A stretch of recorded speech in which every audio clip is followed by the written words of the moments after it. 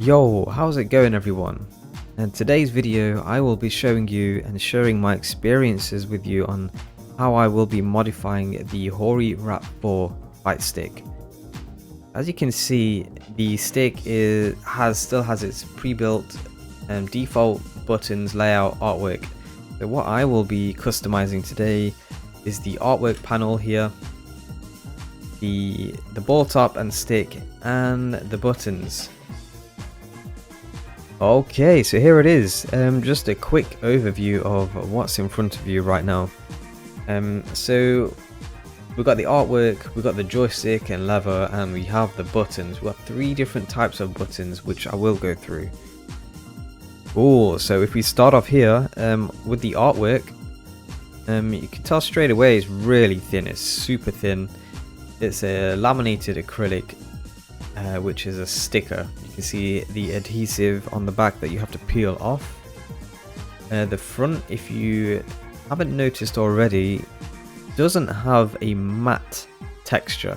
It's a very smooth texture, and this is exactly what I was going for. I want that smooth, shiny look, just like what comes default with the Hori RAP 4. That's very nice. Over on this side is the Sanwa stick and lever. The model of this one is the Sanwa JLF TP8YT, and it comes pre-installed with the universal mounting plate. What comes with the stick in general as a bundle is you get this whole mechanism, you get the ball top, any color of your choice, and you get the dust cover here, which is cool. This is a separate purchase. This is the Octagonal gate. So as you know, most standard arcade sticks, they come pre-applied with the square gate, which is what will be applied underneath here. As you can see, the square gate here in the center. Well, I'm going to apply the Octagonal gate just to see how it feels. Alright, and over here we have the full Sanwa button set. We have 3 different types of buttons here. I've just taken the cover off 3 of them. So we have the regular Sanwa button here, we have the screw-in button, and then we have the silent button, which, if you haven't noticed, completely different color. This is just purely for me. If I were to customize another stick, I know the exact color of this blue, because it can be hit and miss online. If you view stuff online and it doesn't turn out the same color as I would expect to see it in person. So now I've got 2 in 1. So I have a silent button, and it's also a different color in case I want to mod a stick. That's that. Alright, cool. So the next thing we're going to do, what I'm going to do is just open up the back of this, see how it looks inside, and start removing the buttons and the stick, because what we need to do after that is to remove the artwork panel, and we can't do that unless we've removed the buttons and stick. So underneath, have a look. We have 7 screws, 6 visible screws, and 1 underneath here, which if you lift off this sticker, you just void the warranty. So we're going to do exactly that. There we go, that feels so good. And then, might take some time, so I will fast forward the video and we'll get back to you. Alright, on to the next phase. We have just unscrewed all the screws at the back. The back panel is free to come off. When you do pull it off, it's not attached to anything, so you can just pull it straight off. And what you're presented with is just basically the wiring and or the whole electronics. So what you want to keep in mind and make some notes of is the buttons mainly, because you can get awfully confused here. The good thing is you have different colored wiring attached to different buttons. So I've made a note. So for example, this is the light punch button, and it's connected to the blue cables here, and then the light kick button is connected to the orange cable. So I've just followed that method for all of the buttons and made a note, just jotted it down somewhere, and just so I don't get lost in the process.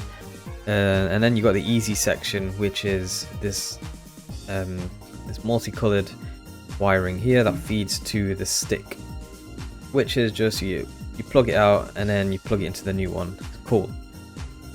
So yeah, that's it guys. I just wanted to let you know that, just to make some notes at this point. And then yeah, we're going to begin removing the cables from the buttons. Cool, so I'm going to start removing the cables from the buttons now. One of the things, depending on the cabling you have, you should see some sleeves. And so right next to the end of the cable, you will see some sleeves. So in some cases, you might have to remove or lift off the sleeve before you handle the removal of the cable from the button. But in this case, the plastic sleeves here, they're all heat shrink wrapped, so it's fine.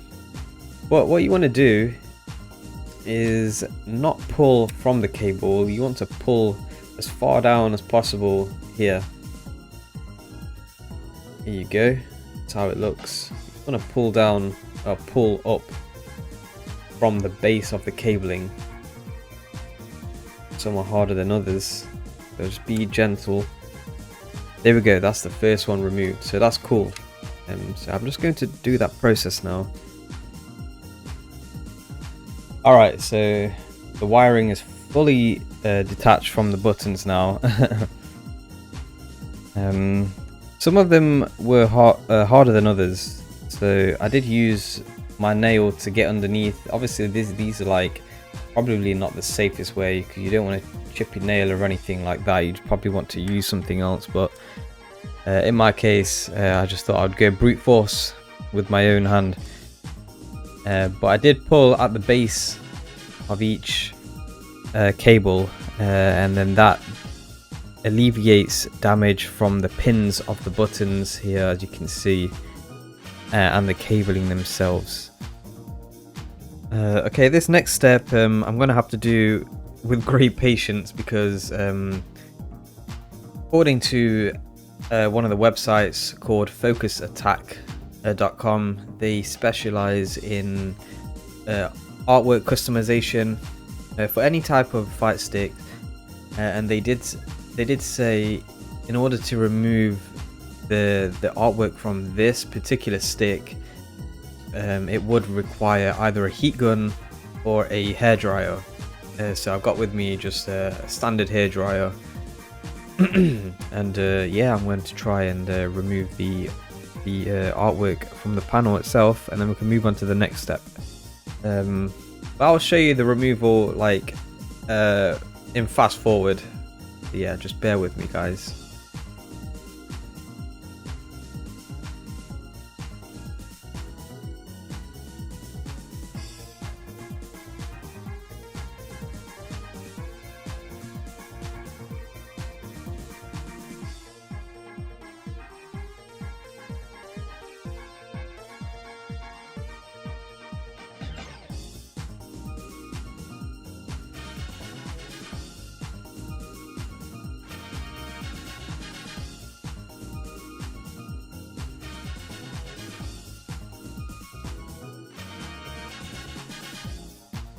Alright guys, it's cool, looking good, finally removed. There's probably only one blemish, as you can see, which I caught a little bit of plastic just trying to lift the artwork up from the panel, and a few scrapes here and there, but nothing too deep, it's all good.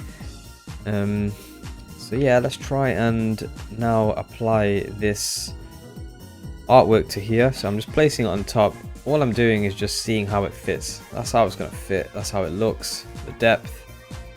See how much it protrudes from the base of the panel. Really good so far, looking pretty flat. So we're going to take the adhesive off, and we'll stick it on. So let's go.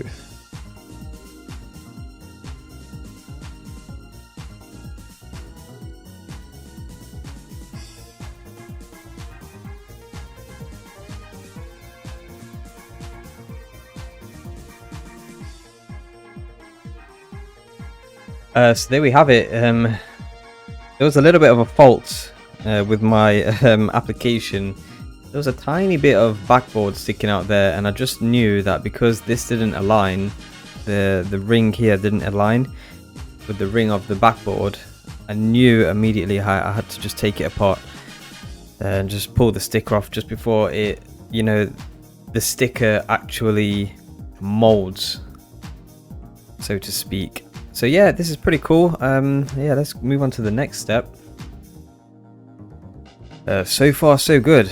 So now I am here with my new components, and we can reinstall them back onto the stick. So if you haven't done already, just make sure before you put anything on, if there's a cover on here, probably want to take it off unless you want to keep it on. That's up to you, but I am going to do the most satisfying thing of all mankind.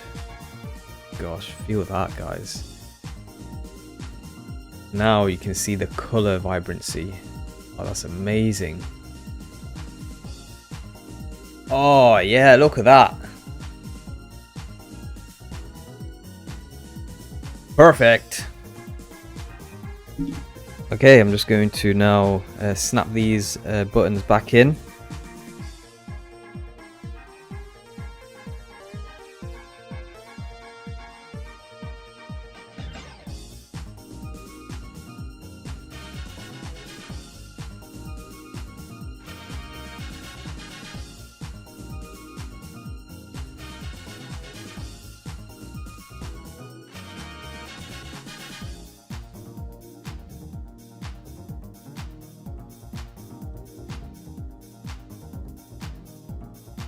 Okay, I guess one of the final parts of this is installing the Sanwa JLF stick. The first thing I want to do though is I want to see if I can use the octagonal gate. So this is just like an extra step.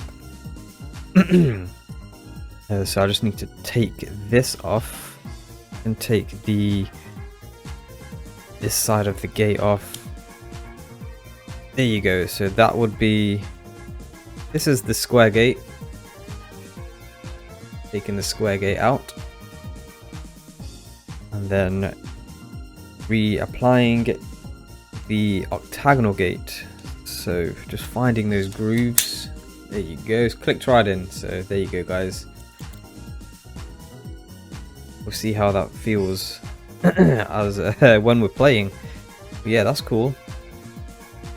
Alright, so let's now put the dust covers on because I had to cut the video because I forgot to apply the dust covers. Like I say, this is the first time I'm doing this, so yeah, mistakes are going to be made. I'm just not showing them on camera. So yeah, that's just for one side, so that's for the top side, and then you got one for the bottom side as well. So how you do that is place this underneath. I think you got to place it this way. No, you place flat on flat, right? Yeah, there you go. Place the flat on the flat. That goes underneath.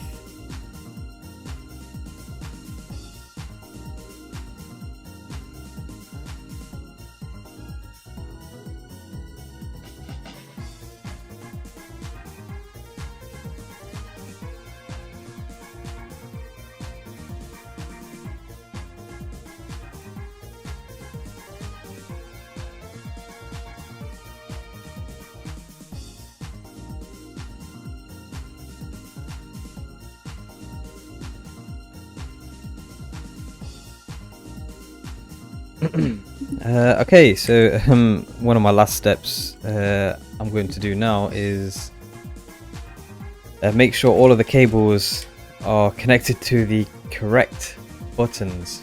Right, okay.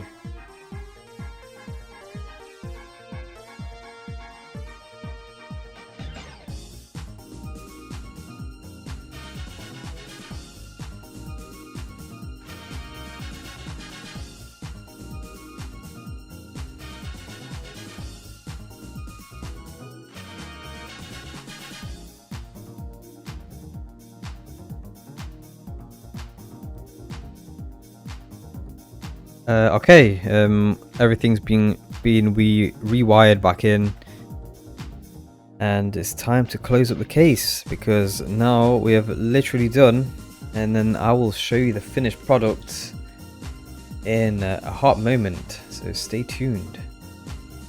Alright, so the back panel is on. I've just put that on, screws are in, and this is the finished product.